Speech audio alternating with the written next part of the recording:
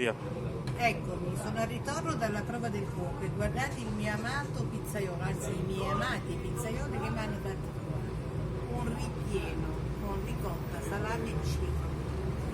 Non l'ho fatto fritto perché sennò veramente sarei morta, me l'hanno fatta al forno. Ora voi sapete che io ho due locali, Napolè di Viale Giulio Cesare che è il mio figlio grande, e poi c'è il Napolè 2 che è il mio figlioletto piccolo. Vi volevo dire che Napoli 1 è aperto tutte le sere, come ben sapete, stasera farò anche un po' di musica per tutti i miei amati clienti. Napoli 2 invece è un delivery, ma d'estate diventa una cosa molto simpatica.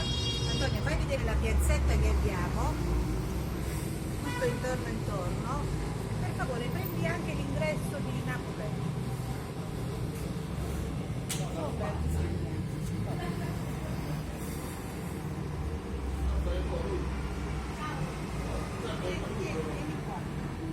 Ho aperto il calzone, guardate che c'è qui dentro e qui fu Napoli.